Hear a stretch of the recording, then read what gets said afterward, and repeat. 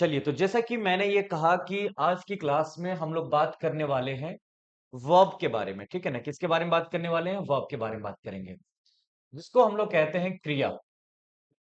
दोस्तों, ये वर्ब होता क्या है? ये एक बहुत मेन चैप्टर होता है, ये समझ लो कि बेहतरीन चैप्टर है हमारे English grammar.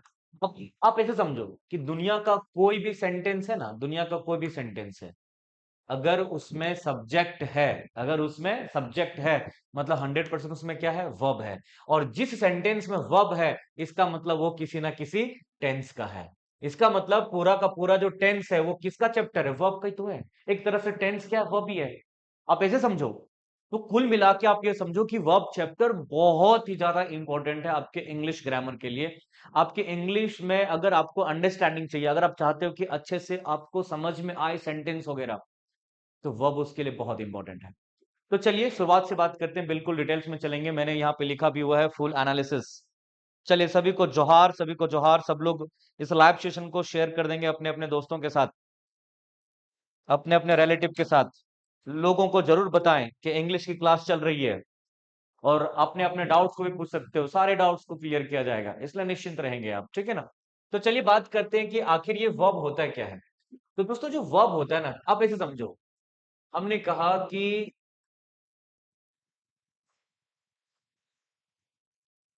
a word a word which describes an action। अब बोलो क्या एवरीबॉडी? मतलब वर्ब किसे कहते हैं? हम उस वर्ड को बोलते हैं जो क्या करता है? डिस्क्राइब करता है। क्या डिस्क्राइब करता है? एक्शन को डिस्क्राइब करता है। अब ये एक्शन क्या है? एक्शन होता है डूइंग वर्ड। एक्शन क्या होता है? डूइंग वर्ड होता है। डूइंग वर्ड का मतलब क्या होता है? क्रिया।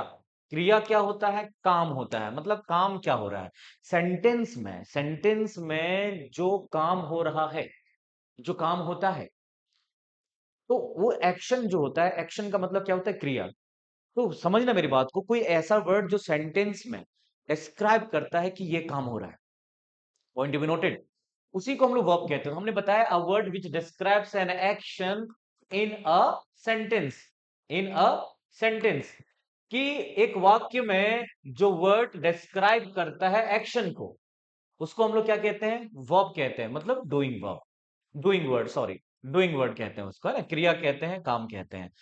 पता है, ये सब जो एक्सप्लेनेशन होता है, जो डिस्क्रिप्शन होता है, बहुत लोगों को समझ में नहीं आता है आखिर ये चल क्या रहा है, क्या होता है सब चीज। मैं डायरेक्टली मोटा मोटी बात बता देता हूँ, सीधी सी बात है। देखो समझो, हमने कहा she plays she plays cricket. क्या हो गया? वह क्रिकेट खेलती है, वह क्रिकेट खेलती है। ध्यान दीजिएगा सभी लोग। नॉर्मली हम लोग सेंटेंस में तीन चीजों को फाइंड आउट करते हैं, एक सब्जेक्ट, वर्ब और ऑब्जेक्ट।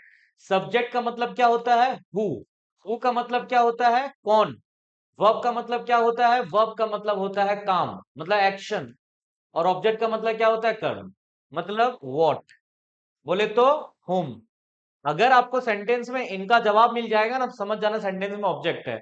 इससे क्वेश्चन करेंगे, जैसे हमने कहा वह क्रिकेट खेलती है, आपने बोला कौन, आपने बोला वह। ये शी जो आया हुआ है दोस्तों, ये आपका सब्जेक्ट है। ठीक है, ध्यान रखिएगा। हमने कहा क्या, क्या खेलती है वो, आपने बोला क्रिकेट, ये आपका ऑब्जेक्ट हो गया। काम क्या हो रहा है? खेलने का, ये आपका क्या हो गया? वर्ब हो गया। दुनिया का हर वर्ब हिंदी में अगर हम लोग सीखेंगे, तो लास्ट में क्या आएगा? ना आएगा। मतलब खेलना, कूदना, सोना, मतलब दुनिया का हर वर्ब के लास्ट में आएगा। तो बिल्कुल मैं बेसिक से समझाने का प्रयास करने वाला हूं आप लोगों को, और एडवांस लेवल में भी बात करेंगे हम लोग, इसलिए डोंट वरी। तो चलिए बात करते हैं। यहाँ पे सेंटेंस लिया हमने यहाँ पे कि शी प्लेज क्रिकेट। हमने बोला I teach I teach English I teach English. दोस्तों, यहाँ पे क्या काम हो रहा है? पढ़ाने का। ये आपका क्या हो गया? वर्ब। यहाँ पे क्या काम हो रहा है? खेलने का। ये क्या हो गया? वर्ब हो गया। हमने बोला यहाँ पे कि हमने कहा we study geography. We study geography, यहाँ पे क्या काम हो रहा है? पढ़ने का। ये क्या हो गया? आपका वर्ब। तो मैंने ये बताया कि जो डूइंग वर्ड होता है, डूइंग वर्ड, काम क्या हो रहा है, तो काम क्या हो रहा है, वही आपका क्या होता है? वर्ब होता है। अब इसके बारे में हम लोग डिटेल्स में चलेंगे, अच्छे से चलेंगे। चलिए चेक करते हैं, एक एक चीज को डील करते हुए चलेंगे हम लोग। अब बात आती है यहाँ पे वर्ब के बारे में। अब वर्ब होता है बेसिकली हम लोग जानते हैं कि वर्ब जो होता है वो दो प्रकार का होता है। एक तो हमारा होता है हेल्पिंग वर्ब। क्या होता है? हेल्पिंग वर्ब, जिसे हम लोग कहते हैं ऑक्सिलरी वर्ब। क्या बोलते हैं? ऑक्सिलरी वर्ब भी कहते हैं हम लोग। क्या बोलते हैं? ऑक्सिलरी वर्ब भी हम लोग बोलते हैं। ऑक्सिलरी कहते हैं, कहीं कहीं पे ये आपको मिलेगा लिंकिंग वर्ब, कहीं कहीं पे आपको ये वाला वर्ड मिलेगा कॉप्युलर वर्ब मिलेगा। फिर एक हम लोग पढ़ते हैं मेन वर्ब, जिसको हम लोग कहते हैं मुख्य क्रिया, मेन वर्ब। दोस्तों अभी डिटेल्स में चलेंगे, एक एक चीज को कवर करते हुए चलेंगे, ध्यान रखिएगा यहाँ पे, ठीक है ना। मैंने ये कहा कि बेसिकली अगर हम बात करेंगे वर्ब के बारे में, तो हम लोग दो चीजों के बारे में बात करते हैं। एक हमारा होता है हेल्पिंग वर्ब और एक होता है मेन वर्ब। हेल्पिंग वर्ब को हम लोग ऑक्सिलरी वर्ब कहते हैं, लिंकिंग वर्ब कहते हैं, कॉप्युलर वर्ब भी कहते हैं हम लोग, है कि नहीं। और दूसरी बात ध्यान दीजिएगा यहाँ पे, इसमें हम लोग ना मॉडल भी पढ़ते हैं, जिसको हम लोग मॉडल कहते हैं। तो मॉडल्स जो होता है वो कितना होता है? 10 होता है। कितना होता है? 10। 10 प्लस 3, टोटल कितना हम लोग पढ़ेंगे? 13 पढ़ेंगे। 10 में हम लोग क्या क्या पढ़ना है? 10 में हमें पढ़ना है कैन, हमें पढ़ना है कुड, हमें पढ़ना है मे, हमें पढ़ना है माइट, हमें पढ़ना है शुड, हमें पढ़ना और टू, हमें पढ़ना है इस जगह पे मस्ट, हमें पढ़ना है शैल, हमें पढ़ना है विल, हमें पढ़ना है वुड। कितना हो गया? 1 2 3 4 5 6 7 8 9 10, ये टोटल हो गया आपका मॉडल हो गया। टोटल मॉडल्स आपके 10 होते हैं, प्लस 3 जो है उसको हम लोग कहते हैं मार्जिनल वर्ब। क्या बोलते हैं? मार्जिनल वर्ब कहते हैं। मार्जिनल वर्ब हमारा 3 होता है। कौन कौन सा? एक होता है यूज्ड टू, ठीक है ना, और एक होता है डेयर, डेयर टू लगा लो कोई दिक्कत नहीं, और एक हमारा क्या है? Need to. तो नीड, डेयर और यूज टू, इनको हम मार्जिनल वर्ब कहते हैं। क्यों कहते हैं? क्योंकि ये जो होता है ना, ये हेल्पिंग वर्ब का भी काम करता है और मेन वर्ब का भी काम करता है। तो इनको हम लोग मार्जिनल वर्ब कहते हैं। कौन सा वर्ब कहते हैं? मार्जिनल वर्ब कहते हैं। ध्यान रखिएगा, इनको हम लोग क्या बोलते हैं? मार्जिनल वर्ब कहते हैं, ठीक है ना, मार्जिनल वर्ब कहा जाता है इनको। अब बात आती है यहाँ पे, ये देखो, ये हेल्पिंग वर्ब में ये सारी चीजों को हम लोग कवर करेंगे मॉडल्स के साथ। प्लस में जो हेल्पिंग वर्ब आपका होता है वो तो टेंस में कवर हो जाएगा, इज, एम, आर, वाज, वर वगैरह, ठीक है ना, नो प्रॉब्लम। ओके, चलिए। मेन चीज जो है आपको पढ़ना आज की क्लास में, जो मैं आपको पढ़ाने वाला हूँ आज की क्लास में, वो पढ़ाने वाला हूँ मैं आप लोगों को मेन वर्ब। क्या पढ़ाने वाला हूँ? मेन वर्ब पढ़ाने वाला हूँ। अब यहाँ पे दोस्तों ध्यान रखिएगा, अगर हम बात करेंगे मेन वर्ब जो है, on the, on the basis of forms, on the basis of, on the basis of form. अगर हम लोग बात करेंगे कि फॉर्म के बेसिस पे, फॉर्म के बेसिस पे मतलब जो मेन वर्ब होता है उसको हम लोग क्या करते हैं? फॉर्म में बदलते हैं ना, first form, second form, third form. तो अगर हम इसके बारे में बात करेंगे कि on the basis of form, तो ये दो प्रकार का होता है। एक होता है रेगुलर। क्या होता है? रेगुलर। और एक क्या होता है? इरेगुलर। क्या होता है? इरेगुलर होता है, ध्यान रखिएगा। तो on the basis of form, अगर हम फॉर्म के बेसिस पे बात करेंगे तो जो मेन वर्ब होता है वो दो प्रकार का होता है, एक रेगुलर और एक इरेगुलर। वैसे अगर हम लोग मेन वर्ब के बारे में बात करेंगे, वैसे अगर हम लोग मेन वर्ब के बारे में बात करेंगे, तो दोस्तों यहां पर भी अगर बात करेंगे, मेनली ये दो प्रकार का होता है। एक होता है फानाइट। क्या होता है? फानाइट। और दूसरा क्या होता है? Non finite. क्या होता है? Non finite. नॉन फानाइट को हम लोग इसको ना इनफानाइट भी कहते हैं। क्या बोलते हैं? इनफानाइट। दोस्तों इनफानाइट अलग चीज है और इन्फिनिटिव अलग चीज होता है। नॉन फानाइट अलग चीज है, इनफानाइट, देखो नॉन फानाइट को हम इनफानाइट बोलेंगे, लेकिन इन्फिनिटिव अलग चीज होता है। तो दोस्तों यहाँ पे मेन वर्ब जो होता है अगर बात करेंगे तो ये दो प्रकार का होता है, फानाइट और दूसरा नॉन फानाइट होता है। और अगर हम on the basis of form, जो वर्ब के जो फॉर्म बदलते हैं, सेकंड फॉर्म, थर्ड फॉर्म, अगर उसके बारे में भी बात करेंगे तो वो भी दो प्रकार का होता है, एक रेगुलर और एक इरेगुलर होता है। सवाल आता है कि रेगुलर वर्ब किसे कहेंगे, इरेगुलर वर्ब किसे कहते हैं, इसमें एरर किस तरह से एग्जाम में पूछा जाता है, इसके क्वेश्चन कैसे बनते हैं, इनके बारे में भी हम लोग बात करेंगे, ठीक है ना। देखिए जैसे रेगुलर वाला, मैं बहुत कम समय में चीजों को समझाने का प्रयास करता हूँ, ताकि आपको ज्यादा लोड ना लगे, ज्यादा आपको टेंशन ना लगे, ज्यादा बोझ ना लगे।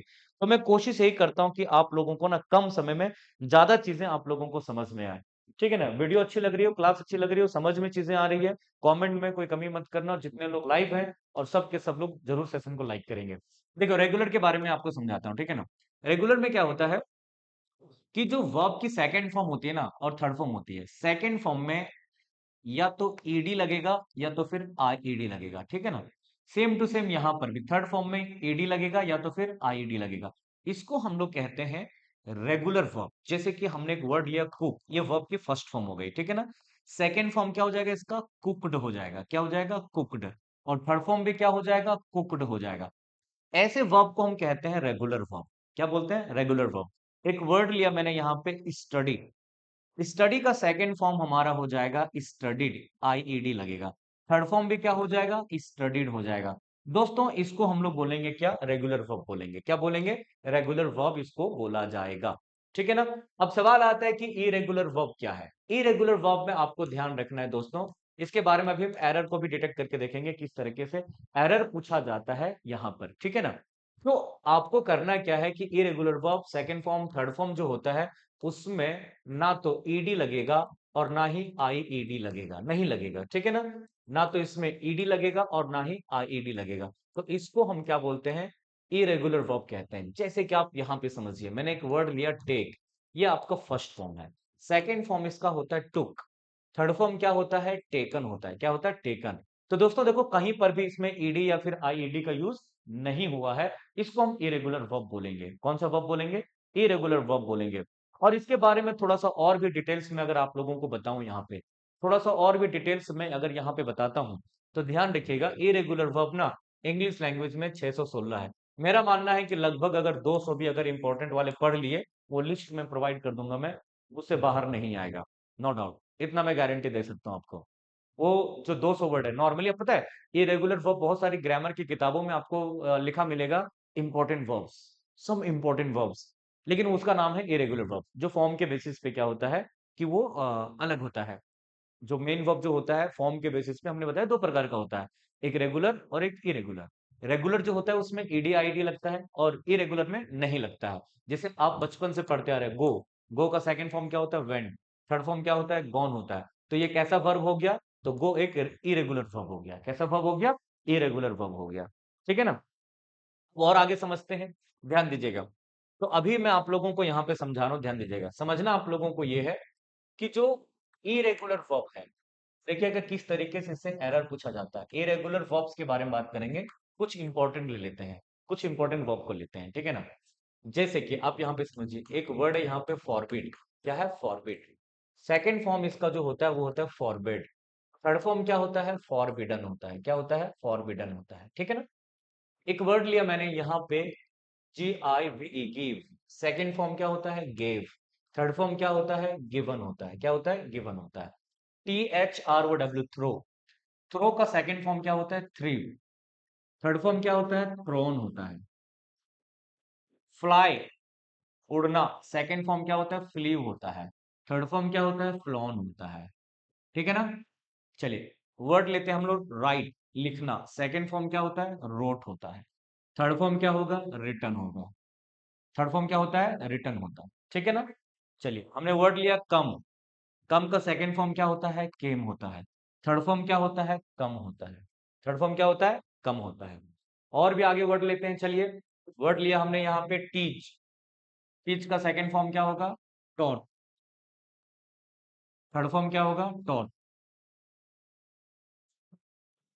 कैच मतलब पकड़ना होता है, सेकंड फॉर्म क्या होगा, कॉट। थर्ड फॉर्म भी क्या होगा, कॉट होगा। ठीक है ना। तो ये आपके क्या इरेगुलर वर्ब्स हैं। मैंने कहा ये लगभग आपके 616 वर्ड हैं इंग्लिश की दुनिया में इरेगुलर वर्ब वाले में, ठीक है ना। चलिए क्लास कैसी लगती है कमेंट करके जरूर बताना आप लोग। समझ में चीजें आ रही नहीं आ रही है बिल्कुल बताइएगा। बाकी आप लोगों ने और भी देखा होगा, जैसे कि सिंग मतलब गाना होता है, तो सेकंड फॉर्म क्या होता है, सेंग होता है। थर्ड फॉर्म क्या होता है, संग होता है। पीटने की इंग्लिश होती है बीट, सेकंड फॉर्म भी बीट होता है। थर्ड फॉर्म बीटन हो जाता है। थर्ड फॉर्म क्या होता है, बीटन हो जाता है। थर्ड फॉर्म क्या होता है, बीटन हो जाता है। ठीक है। और आगे बात करते हैं, जैसे कट है, ठीक है ना, सेट है, पुट है। तो इनका सब सेम टू सेम ही रहेगा। कट का सेकंड फॉर्म कट, है ना। और सेट का सेकंड फॉर्म सेट, पुट का सेकंड फॉर्म पुट, कट का थर्ड फॉर्म कट, सेट का थर्ड फॉर्म सेट, पुट का थर्ड फॉर्म पुट। ऐसे बहुत सारे वर्ड्स हैं, लेकिन अभी मैं आप लोगों के माइंड में ये डाल देना चाहता हूं कि इस तरीके से आपका इरेगुलर वर्ब होता है।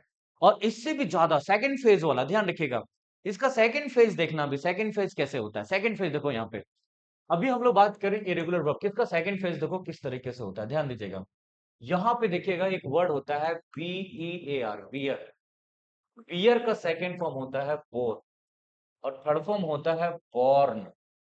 एक और वर्ड है बियर, इसका भी सेकंड फॉर्म होता है बोर, और थर्ड फॉर्म हो जाता है बॉर्न। देखो यहाँ पे ई लग रहा है, BORNE। देखो ये वाला जो बियर है, इसका मतलब होता है सहना। क्या होता है? सहना। और इसका मतलब क्या होता है? जन्म देना। इसका मतलब क्या होता है? जन्म देना होता है। इसका मतलब क्या होता है? जन्म देना होता है, बियर मतलब। और इसका सेकंड फॉर्म बोर, और थर्ड फॉर्म में बॉर्न होता है, एक ही एन लगेगा, यहाँ एन खाली लगेगा लास्ट में। और ये जो सहना नहीं बोलते हैं, I can't beer anymore, I can't beer anymore, मैं और ज्यादा नहीं सह सकता, तो वो वाला जो सहने वाली बात होती है, वहां पे ये वाला बियर वर्ड यूज किया जाता है। ठीक है ना? चलिए और आगे मैं समझाता हूँ इसके बारे में। एक वर्ड होता है फाइंड। फाइंड मतलब होता है पाना। इसका सेकंड फॉर्म होता है फाउंड, और थर्ड फॉर्म भी क्या होता है? फाउंड। एक शब्द है FOUND, फाउंड, ये देखो वर्ब की फर्स्ट फॉर्म है। इसका सेकंड फॉर्म हो जाता है फाउंडेड, और थर्ड फॉर्म भी हो जाता है फाउंडेड। देखिए इसका मतलब होता है दोस्तों स्थापना करना। क्या होता है? स्थापना करना होता है इसका मतलब। ठीक है ना?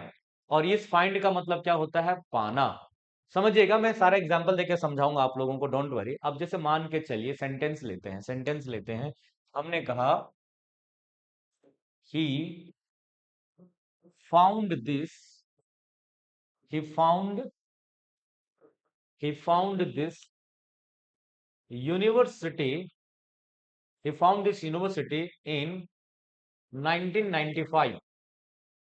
सेंटेंस को समझने का प्रयास कीजिएगा। उसने इस यूनिवर्सिटी को पाया 1995 ईस्वी में। पास्ट की बात हो रही है, पास्ट की बात हो रही है।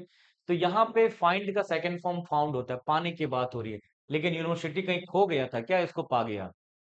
मतलब सीधा सा सेंस निकल रहा है कि उसने इस यूनिवर्सिटी की स्थापना 1995 में किया। तो दोस्तों सेकंड फॉर्म क्या होता है? फाउंडेड होता है। क्या होता है? फाउंडेड होता है। यहाँ पे फाउंड शब्द का प्रयोग किया जाएगा। और अगर सेंटेंस अगर हम लोग यहाँ पे लेते हैं, मान के चलिए हमने कहा she founded, she founded the key. चाबी उसकी खो गई थी, उसको चाबी मिल गई। शी फाउंडेड द की, अब ऐसा लग रहा है उसने की क्या किया? स्थापना किया। ये सेंस दे रहा है क्या? नहीं दे रहा है। तो यहाँ पे क्या होना चाहिए था? She found the key. क्या होना चाहिए था? She found the key. Irregular verb से बहुत ही जबरदस्त तरीके से एरर आता है आपके एग्जामिनेशन में, आपके क्वेश्चंस में। ध्यान रखिएगा दोस्तों। तो दिस इज द वे। और इसके आगे कॉन्सेप्ट बताता हूँ, ध्यान रखिएगा। एक और कॉन्सेप्ट बताता हूँ मैं यहाँ पे। देखो एक वर्ड है जिसको हम लोग कहते हैं हैंग। ध्यान देना दोस्तों। और एक और वर्ड है, फिर से हैंग लिया मैंने, ठीक है ना? ध्यान देना सभी लोग। हैंग का सेकंड फॉर्म होता है हैंग्ड। ठीक है? और इस हैंग का सेकंड फॉर्म होता है, इस हैंग का सेकंड फॉर्म होता है हंग। क्या होता है? हंग होता है। इस वाले हैंग का थर्ड फॉर्म होता है हैंग्ड। ठीक है ना? और इस वाले हैंग का थर्ड फॉर्म होता है हंग होता है। ठीक है? अब ये जो हैंग्ड शब्द आया हुआ है, इसका मतलब होता है फांसी देना। क्या होता है? फांसी पे लटकाना या फांसी देना। और इस हैंग का मतलब होता है लटकाना। लटकाना मतलब, लटकाने का मतलब ये है टांगना। कोई चीज जब आप टांगते हो, शर्ट वगैरह, तो ये चीज आएगा यहाँ पे। जैसे कि मैं एग्जांपल देके आप लोगों को यहाँ पे समझा रहा हूँ, ध्यान दीजिएगा सभी लोग। तो यहाँ पे दो प्रकार का हैंग वर्ड आया हुआ है, दो प्रकार से हैंग आया हुआ है, ध्यान दीजिएगा। ठीक है ना?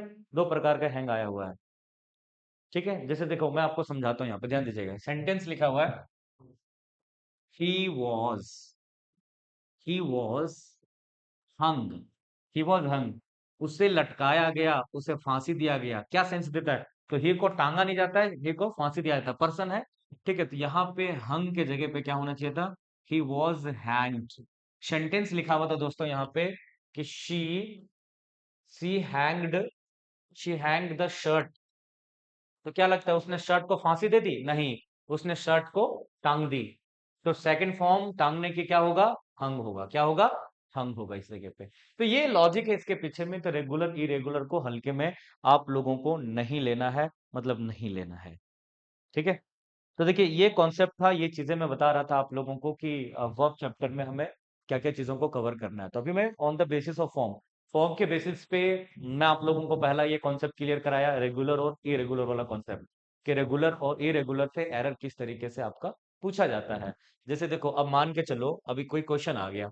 कोई क्वेश्चन कैसे आया? क्वेश्चन ऐसे आया, मान के चलिए, जैसे कि लिखा हुआ यहाँ पे कि रमेश, ध्यान देना, लिखा हुआ रमेश हैज, ध्यान देना, Ramesh has give it, sorry, Ramesh has gave it to Rahul.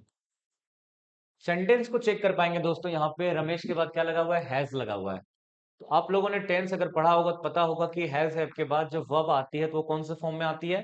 Third form में आती है। और ये जो गेव है आपका क्या है? सेकंड फॉर्म है। इसका थर्ड फॉर्म क्या होता है? गिवन होता है। तो देखिए, एक वर्ब से यहाँ से भी आपको एरर इस तरीके से पूछा जाता है, इस तरीके से पूछा जाता है, ठीक है ना? तो देखिए, इस तरीके से भी क्वेश्चन पूछा जाता है, ये चीज आपको ध्यान रखना है। ऑलराइट, चलिए अब देखो, यहीं पे मान के चलो, लिखा हुआ है यहाँ पे the circus, the circus has forbade, the circus has forbade. अब सेंटेंस मान के चलिए ऐसे करके लिखा हुआ है the circus has forbade. Sentence को चेक करेंगे दोस्तों, हैज लगा हुआ है, हैज के बाद थर्ड फॉर्म आता है। ये फॉरबेड कौन सा फॉर्म है? सेकंड फॉर्म है। थर्ड फॉर्म क्या होता है? फॉरबिडन होता है। क्या होता है? फॉरबिडन होता है। तो दोस्तों, हमें सेकंड फॉर्म, थर्ड फॉर्म जानना, आना हमें बहुत जरूरी है। अगर नहीं आएगी तो आपको वर्ब में प्रॉब्लम आएगी। और सबसे बड़ी दिक्कत होती है इरेगुलर वर्ब में। सबसे बड़ी दिक्कत क्या होती है? इरेगुलर वर्ब में, क्योंकि इरेगुलर वर्ब के सेकंड और थर्ड फॉर्म में ईडी या आईईडी का प्रयोग नहीं होता है। Got it? ईडी और आईडी का प्रयोग नहीं होता है। चलिए, बहुत बढ़िया, गुड जॉब। तो चीजों को ऐसे समझना, आप लोगों को ये कॉन्सेप्ट दे रहा था मैं आप लोगों को कि किस तरीके से इरेगुलर वर्ब से क्वेश्चन पूछा जाता है। रेगुलर वर्ब वाले में प्रॉब्लम तो नहीं होगी, क्योंकि एडी आईडी लगेगा तो कोई दिक्कत नहीं है उसमें। दिक्कत कब होती है? दिक्कत जब होती है जब इरेगुलर वर्ब आता है, सेकंड फॉर्म थर्ड फॉर्म में प्रॉब्लम होती है। अब ऐसे नॉर्मली नहीं लिख देगा कोई, मान के चलिए ऐसे करके आता है और कोई बोल देगा कि सेंटेंस लिखा हुआ है यहाँ पे कि हैव दे हैव केम, क्या लिखा हुआ? They have came. तो केम तो सेकंड फॉर्म है ना, हैज के बाद थर्ड फॉर्म आता है, और कम का थर्ड फॉर्म क्या होता है? कम ही होता है। तो देखो, इस तरीके से चीजों को हम लोग कवर करेंगे। अब मैं आप लोगों को एक चार्ट बनवाता हूं, जिसके हिसाब से, जिस तरीके से हम लोग ना वर्ब चैप्टर को कंप्लीट करेंगे, जिस तरीके से वर्ब चैप्टर को हम लोग कंप्लीट करेंगे, कैसे कंप्लीट करेंगे ध्यान दीजिएगा। सबसे पहले हेडिंग डालता हूं मैं यहाँ पे, the the behavioural the behavioural chart of the behavioural chart of main verb. दोस्तों ध्यान रखिएगा, बहुत शानदार हेडिंग डाला है मैंने, the behavioural of sorry the behavioural chart of main verb. The behavioural chart of main verb, मैंने इसका नाम क्यों दिया है? मैंने यहाँ पे बिहेवियरल शब्द क्यों लिखा हुआ है? इसके पीछे का रीजन ये है कि जो मेन वर्ब होता है वो किस तरह से बिहेव करता है आपके सेंटेंसेस में। पॉइंट बी नोटेड, कि आपके सेंटेंसेस में जो मेन वर्ब होता है वो किस तरीके से बिहेव करता है। मतलब एक जो मेन वर्ब होता है वो क्या क्या काम करता है, किस तरीके से काम करता है, इसके बारे में हम लोग इस वाले कॉन्सेप्ट में हम लोग सीखने वाले हैं। तो हमने हेडिंग डाला है the behavioural chart of main verb. तो ये जो होता है दोस्तों, ये दो प्रकार का होता है। एक होता है फानाइट, क्या होता है? एक होता है फानाइट होता है, और दूसरा जो होता है वो होता है नॉन फानाइट। क्या होता है? नॉन फानाइट होता है दोस्तों। मैं आपको बता दूं, नॉन फानाइट को हम लोग इनफानाइट भी कहते हैं। क्या बोलते हैं? इनफानाइट भी कहते हैं। दोस्तों, नॉन फानाइट की अगर हम बात करेंगे तो नॉन फानाइट में हमें पढ़ना पड़ेगा इन्फिनिटिव के बारे में। किसके बारे में बात करेंगे?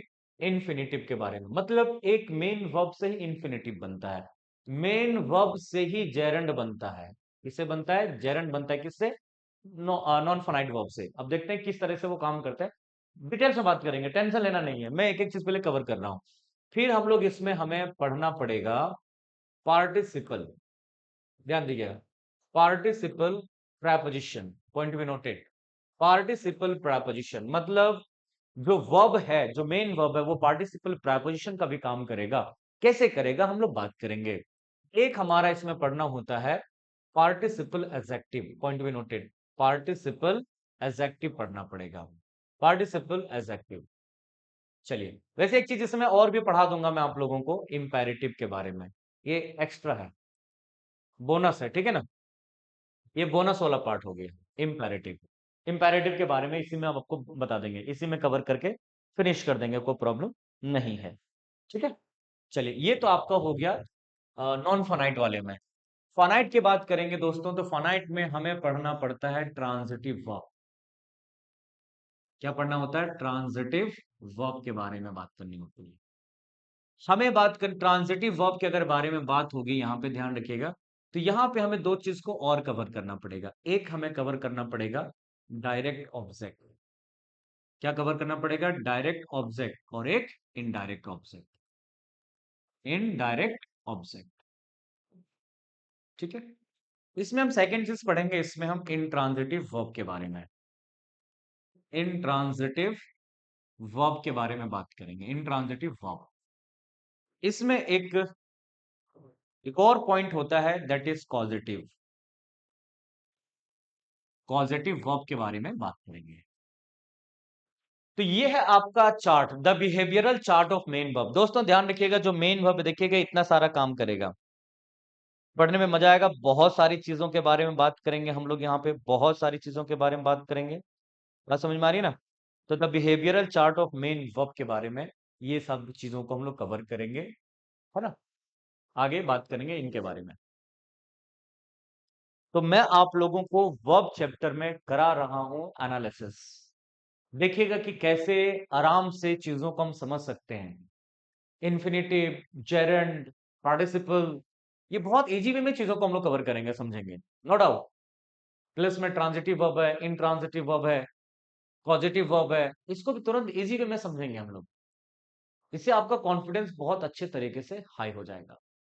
अभी स्टार्टिंग में हम लोगों ने कवर किया, क्या कवर किया?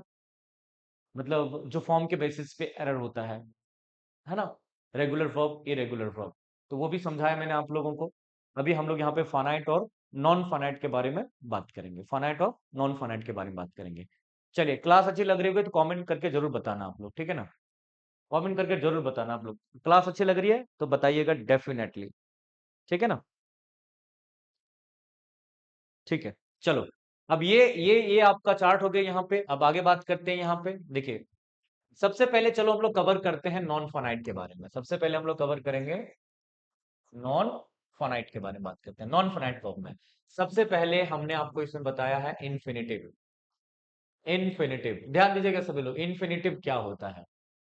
इन्फिनिटिव क्या होता है इसके बारे में बात करेंगे। अगर हम बात करेंगे, पता है, इन्फिनिटिव वर्ब, तो इन्फिनिटिव जो वर्ब होता है ना, एक तरह से इनको हम लोग कहते हैं वर्बल नाउन। क्या बोलते हैं? वर्बल नाउन कहते हैं। क्या बोलते हैं इनको हम लोग? वर्बल नाउन कहते हैं। वर्ब से बना हुआ नाउन को हम लोग कहते हैं वर्बल नाउन कहते हैं। जैसे कि मान के चलिए, एक सेंटेंस लेता हूं मैं, यहाँ पे ध्यान रखिएगा दोस्तों, मैंने लिखा कि to run, to run in the morning, to run in the morning is good for health. Have a look everybody, sentence मैंने क्या लिखा यहाँ पे? To run in the morning, to run in the morning is good for health.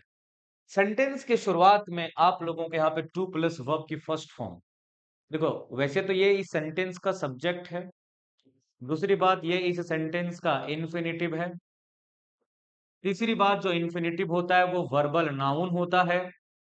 तो दोस्तों मोटा मोटे अपने दिमाग में रखिएगा कि to plus V1 is equal to infinitive, ठीक है ना। To plus V1 is equal to infinitive. तो इन्फिनिटिव वर्ब किसे कहते हैं? टू प्लस वर्ब की फर्स्ट फॉर्म, उसे इन्फिनिटिव कहते हैं। चलिए इसके कॉन्सेप्ट को आगे हम लोग समझते हैं, बात करते हैं। तो सेंटेंस की शुरुआत में, मतलब जो इन्फिनिटिव होता है वो सब्जेक्ट के प्लेस पे आ सकता है। इन्फिनिटिव वर्ब जो होता है वो सब्जेक्ट का काम कर सकता है, ये भी दिमाग में रखिएगा, ठीक है ना। अब आगे बात करते हैं। सेंटेंस लिया मैंने यहाँ पे, I have to eat. Sentence लिया मैंने यहाँ पे, शी हैज टू ईट। देखिए इसका मीनिंग क्या होगा? मुझे खाना है। इसका मतलब क्या होगा? उसे खाना है। सेंटेंस लिखा यहाँ पे, आई हैड टू ईट। इसका मतलब मुझे खाना था। मैं एनालिसिस करा रहा हूँ, छोटी छोटी बातें सिखा रहा हूँ मैं आप लोगों को, जब पढ़ा रहा हूँ तो छोटी छोटी बातें और भी सिखा दे रहा हूँ मैं आप लोगों को इसमें। ठीक है ना, इसमें और भी सिखा दे रहा हूं मैं आप लोगों को। देखिए अब यहाँ पे अगर मैं लिखता हूं आई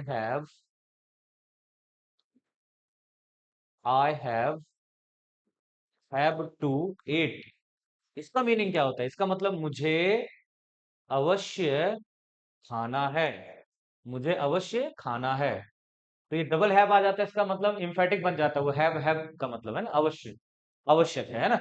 अगर इसी सेंटेंस को मैं ऐसे लिखता हूं, had to eat I have had to eat, इसका मतलब हो गया अवश्य खाना था। लेकिन इसका ये हो गया कि ये 24 घंटा पार नहीं हुआ है, 24 घंटे के पहले, मतलब ये पुरानी बात है लेकिन 24 घंटा पूरा कंप्लीट नहीं हुआ है। ये प्योर ग्रामर बता रहा हूं मैं एनालिसिस करके, ये 24 घंटा खत्म नहीं हुआ है। लेकिन यही सेंटेंस में ऐसे लिखता हूं, आई हैड टू ईट, इसका भी मीनिंग होगा मुझे अवश्य खाना था। ये पुरानी बात हो गई, 24 घंटे के पहले कभी भी। मैं इन्फिनिटी पढ़ा रहा हूँ तो थोड़ा सा मैं एक्स्ट्रा बता दे रहा हूँ मैं आप लोगों को, ठीक है ना, थोड़ा सा एक्स्ट्रा बता दे रहा हूँ नॉलेज के लिए, काम देगा आपको, बोलने उलने में भी कभी आपको काम दे देगा, ठीक है ना। तो ये मैं एक्स्ट्रा बता दे रहा हूँ मैं आप लोगों को, ठीक है ना। चलिए आपने सभी में नोटिस किया, आप लोगों ने नोटिस किया, देखो सब में देखो इन्फिनिटिव है ना, टू एट इन्फिनिटिव है ना, ठीक है। अलग अलग इसके पहले वर्ड आ जा रहा है, उसकी वजह से मीनिंग में बदलाव आ जा रहा है, लेकिन ये सब क्या है, इन्फिनिटिव है, ठीक है। लेकिन यहाँ पे देखना, मैं एक मीनिंग के बेसिस पे आप लोगों को एरर कराऊंगा, मीनिंग के बेसिस पे मैं आप लोगों को एरर कराने वाला हूँ। दोस्तों याद रखिएगा, इसमें याद ये रखना है कि अगर है, हैव है, प्लस अगर इन्फिनिटिव है, तो इसका मीनिंग क्या होगा, एक्शन को करना है, मतलब काम को करना है, ये मीनिंग देता है, ध्यान दीजिएगा, ये मीनिंग देता है। अगर हेड आ जाए प्लस इन्फिनिटिव आ जाए तो इसका मतलब क्या होगा, करना था, ये मीनिंग दे रहा है। मैं एक ट्रिक दूंगा, एक ट्रिक से सॉल्व कराऊंगा क्वेश्चन में भी आप लोगों को, ठीक है ना। दूसरी बात, अगर सब्जेक्ट जो है, अगर जो सेंटेंस का सब्जेक्ट है, सब्जेक्ट के प्लेस पर अगर इन्फिनिटिव आता है तो इसका मीनिंग क्या निकलता है, इसका मीनिंग निकलता है सिर्फ करना। ध्यान रखिएगा, सिर्फ करना, करना है नहीं, करना।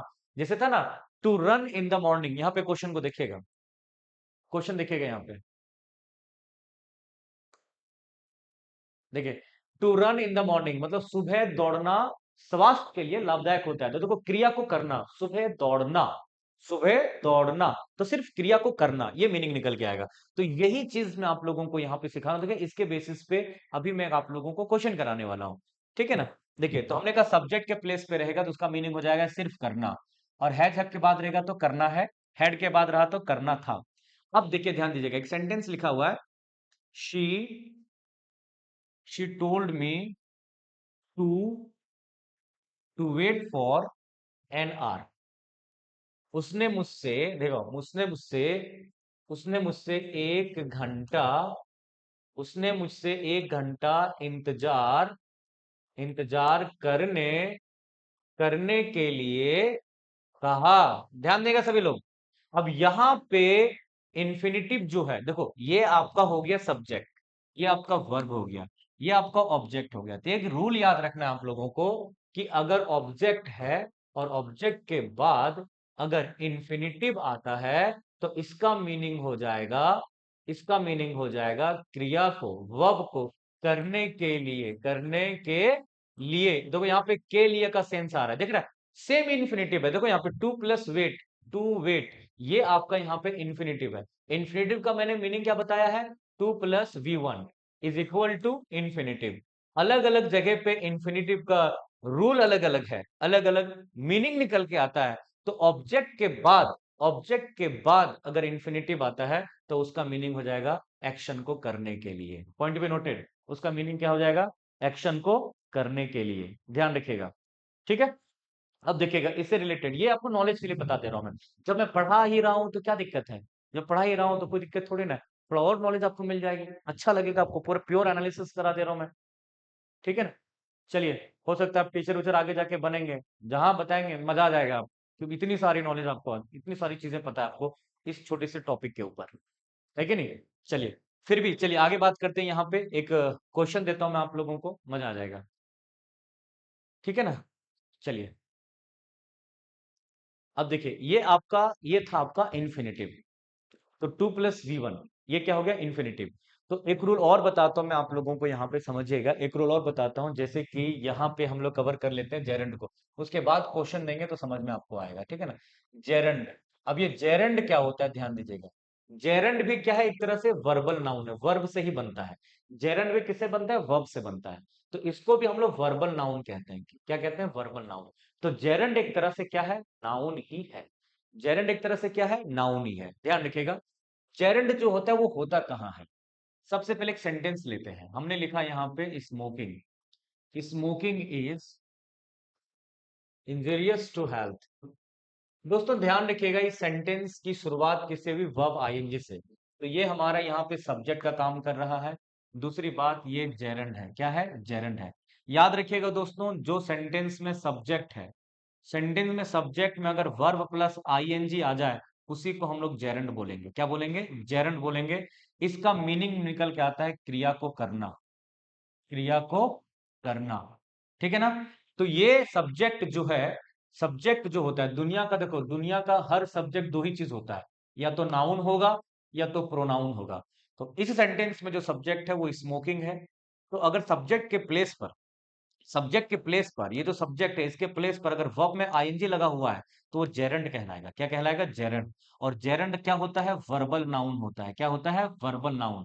तो अभी मैंने बताया कि दुनिया का हर सब्जेक्ट नाउन होता है या तो प्रोनाउन होता है। तो स्मोकिंग प्रोनाउन है नहीं, तो क्या हो गया? ये नाउन हो गया। अब सवाल आता है यहाँ पे कि जेरंड, देखो आईएनजी लगा हुआ जेरंड है। एक रूल और बताता हूं मैं आप लोगों को, ध्यान रखिएगा कि सेंटेंस का जो सब्जेक्ट जो है, सेंटेंस का जो सब्जेक्ट है, अगर उसमें वर्ब प्लस आईएनजी है, तो उसको हम क्या बोलते हैं? जेरंड बोलते हैं। तो आप चाहो तो इसे आप 2 + V1 में भी कन्वर्ट कर सकते हो। जैसे कि ये जो सेंटेंस है इसको हम ऐसे भी लिख सकते हैं, to smoke is injurious to health. ध्यान दीजिएगा, to smoke is injurious to health. तो कहने का मतलब ये है कि जो सेंटेंस में अगर वर्ब आईएनजी है, मतलब जेरंड है, तो उसको हम इन्फिनिटिव में बदल सकते हैं। और अगर इन्फिनिटिव में है तो उसको जेरंड में चेंज कर सकते हैं। ऐसा आप लोग सब्जेक्ट के प्लेस पर कर सकते हो। जैसे एक सेंटेंस था ना कि to run in the morning is good for health, उस सेंटेंस को हम चेंज करके लिख सकते हैं running in the morning is good for health. तो जेरंड अगर है या फिर इन्फिनिटिव है तो एक्सचेंज कर सकते हैं आप लोग। ठीक है ना? देखो ये भी चीज नॉलेज वाली बात मैंने आप लोगों को बता दी। प्योर, मैंने कहा ना प्योर एनालिसिस, प्योर एनालिसिस करवा रहा हूं मैं आप लोगों को। ये चीज समझना पड़ेगा आप लोगों को, ये चीज मैं करा रहा हूं, ठीक है ना? तो देखिए मैंने कहा स्मोकिंग जो यहाँ पर आया हुआ शब्द, ये क्या है? सब्जेक्ट है, लेकिन ये क्या है? जेरंड है, क्योंकि वर्ब में आईएनजी लगा हुआ है। थोड़ा सा और कॉन्सेप्ट को क्लियर कर लेते हैं। मैंने कहा यहाँ पे जेरंड जो होता है, ध्यान देखिएगा दोस्तों, जो सेंटेंस में जेरंड होता है वो इसका प्लेस 3 जगह पे होता है। 3 ही जगह पे हम जेरंड बोलेंगे। उसके बाद जहां पर भी वर्ब आईएनजी आ जाए उसको हम जेरंड नहीं बोलेंगे। जो वर्ब का चौथा फॉर्म होगा, अगर कहीं भी उल्टा पलटा जगह पे आ जाता है तो उसको हम जेरंड नहीं बोलेंगे। उसकी जगह फिक्स्ड है, ट्रस्ट मी, उसकी जगह फिक्स्ड है, वहीं पर रहेगा वो। ठीक है ना? तो जेरंड कहाँ कहाँ पे होता है? सब्जेक्ट के स्थान पर। अगर सब्जेक्ट के स्थान पर अगर वर्ब प्लस आईएनजी आ जाए उसको हम जेरंड बोलेंगे। अगर ऑब्जेक्ट के स्थान पे अगर वर्ब आईएनजी आ जाए, ठीक है ना, उसको हम जेरंड बोलेंगे। या फिर जो प्रेपोजिशन होता है, ध्यान रखिएगा, जो प्रेपोजिशन होता है, प्रेपोजिशन के बाद अगर वर्ब आईएनजी आ जाए तो जेरंड होगा। ये 3 जगह पे जेरंड होता है, बाकी धरती में कहीं पर भी वर्ब आईएनजी आ जाए उसको आप जेरंड नहीं बोलिएगा। ठीक है? तो मैं कह रहा हूं यहाँ पे वर्ब को मैं एनालिसिस करा रहा हूं, मैं आप लोगों को एनालिसिस करा रहा हूं। और कोशिश कर रहा हूं कि अच्छे से आप लोगों को समझ में आ जाए छोटी छोटी बातें, क्योंकि आप टीचर की तैयारी कर रहे हैं तो कहीं ना कहीं आप लोगों को एनालिसिस आना चाहिए। नो डाउट, रटने वाला कॉन्सेप्ट नहीं है, समझने वाला कॉन्सेप्ट है। वीडियो समझ में आ रही है? कमेंट बॉक्स में जरूर बताना भाई, क्लास कैसी लग रही है। मैं पूरी कोशिश कर रहा हूं आप लोगों को कि हर वो छोटी बात आप लोगों को बताया जाए। Got it? चलिए आगे बात करते हैं। तो मैंने कहा ये 3 जगह पे। अब ये पहला एग्जांपल मैंने सब्जेक्ट वाला दिया कि सब्जेक्ट के प्लेस में रहेगा तो वो जेरंड होगा। एक ऑब्जेक्ट वाला ले लेते हैं। सेंटेंस लिखा मैंने यहाँ पे, she has started, she has started teaching, उसने पढ़ाना शुरू कर दिया है। सेंटेंस में देखिए ये आपका सब्जेक्ट है, ये आपका वर्ब हो गया, और ये आपका ऑब्जेक्ट हो गया। तो ऑब्जेक्ट के प्लेस पर अगर वर्ब आईएनजी है तो उसको हम क्या बोलेंगे? जेरंड बोलेंगे। क्या बोलेंगे? जेरंड। दूसरी बात, दुनिया का हर ऑब्जेक्ट दो ही चीज होता है, या तो सब्जेक्ट होगा, सॉरी, या तो नाउन होगा, या तो फिर प्रोनाउन होगा। तो यहाँ पे जेरेंड जो होता है, तो हमने क्या बताया कि जेरेंड वर्बल नाउन है। तो कुल मिला के टीचिंग यहाँ पे नाउन का काम कर रहा है। टीचिंग किसका काम कर रहा है? नाउन का काम कर रहा है। तो देखिए ये ऑब्जेक्ट के प्लेस में आया, जेरेंड हो गया। हमने कहा she is she is afraid she is afraid of singing she is afraid of singing. दोस्तों ऑफ क्या है? ऑफ एक प्रेपोजिशन है। ऑफ क्या है? एक प्रेपोजिशन है। तो प्रेपोजिशन के बाद अगर वर्ब में आईएनजी आता है, इसको भी हम लोग क्या बोलेंगे? जेरंड बोलेंगे। और जेरंड हमारा नाउन होता है, वर्बल नाउन होता है। तो जेरंड वाला कॉन्सेप्ट मैंने आप लोगों को समझा दिया। जेरंड वाला कॉन्सेप्ट मैंने आप लोगों को समझा दिया। सोचे इतनी सारी चीजें मतलब फिक्स्ड। बहुत लोगों को कंफ्यूजन होता है कि यार जेरंड होता है, लोगों को पता होता है कि जेरंड जो है वर्ब आईएनजी है, पता है, नो डाउट। लेकिन कहां पर होता है ये पता लगाइए ना। वर्ब आईएनजी तो बहुत जगह पे होता है। वर्ब आईएनजी तो बहुत जगह पे होता है बॉस। लेकिन वो एग्जैक्ट प्लेस क्या है जहां पे जेरंड होता है, या फिर वहां वाला आईएनजी को हम जेरंड कहेंगे। Got it? मैं समझ में आप लोगों को? इस सेशन को जरूर शेयर कीजिएगा अपने दोस्तों के साथ, क्योंकि मैंने बहुत सारी चीजें बताने की कोशिश की है। कल की क्लास में हमारा सेकंड क्लास होगी कल की क्लास में, है ना? डे सेकंड होगा, डे 2 होगा कल की क्लास में, जिसमें इसके आगे हम लोग पढ़ेंगे ढेर सारे कॉन्सेप्ट के साथ। तो जो लोग पूरी क्लास करना चाहते हैं, सारी क्लासेस अटेंड करना चाहते हो, ग्रामर का हर वो ट्रिक, हर वो कॉन्सेप्ट बहुत ही इजी वे में स्ट्रक्चर वाइज समझना चाहते हैं, तो हमारे साथ ऑनलाइन प्लेटफॉर्म में जरूर जुड़े हैं। बहुत ही कम फीस में सारी नॉलेज आपको दी जाएगी, एक से एक सारा कॉन्सेप्ट, वो टीचर वाली हर वो क्वालिटी आपके अंदर होगी जो उस लैंग्वेज पेपर में आपके पास होना चाहिए। So thank you very much. Class कैसी लगी? मैं चाहूंगा कि एक एक कमेंट हर कोई जरूर करें आप लोग कि क्लास कैसी लगी, और शेयर भी जरूर करना। Thank you very much. Have a gala day, everybody. See you. Ciao. Thank you.